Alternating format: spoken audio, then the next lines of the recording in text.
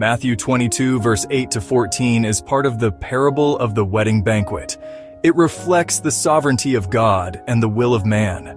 Verse 8 reads, "Then the king said to his slaves, 'The wedding is ready, but those who were invited were not worthy. Go therefore to the main highways, and as many as you find there, invite to the wedding feast.'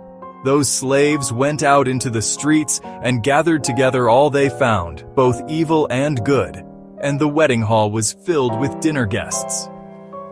But when the king came in to look over the dinner guests, he saw a man there who was not dressed in wedding clothes.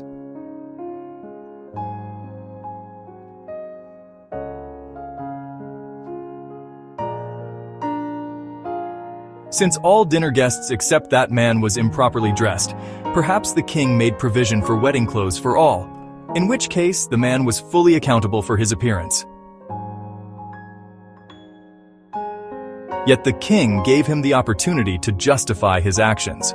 Verse 12, "And he said to him, 'Friend, how did you come in here without wedding clothes?' And the man was speechless. He had no excuse." Verse 13, "Then the king said to the servants, 'Bind him hand and foot and throw him into the outer darkness. In that place there will be weeping and gnashing of teeth.'" The king made a sobering statement in verse 14, "For many are called, but few are chosen," emphasizing God's divine sovereignty and human free will. The only acceptable wedding clothes to God's banquet is the one described in Hebrews 12 verse 14, which is sanctification. Without it, no man will see God. Jesus teaches that the gates of the kingdom are wide open. His kingdom is like a feast meant to be enjoyed. David said in Psalm 16 verse 1, "In his presence there is fullness of joy." The gospel is offered to many, yet only a few accept to become joint heirs with Christ. In 2 Peter 3 verse 9, we learn that it's not the Father's will for anyone to be excluded or perish in the outer darkness of hell.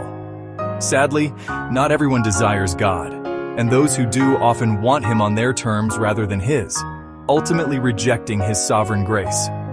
Without a righteousness greater than that of the hypocritical scribes and Pharisees, a person shall not enter the kingdom of heaven. Matthew 5 verse 20. The wedding garment perfect for a true believer is the righteousness imputed by God. 2 Corinthians 5 verse 21 affirms this. God made Christ, who knew no sin, to be sin on our behalf, that we might become the righteousness of God in him. Amen.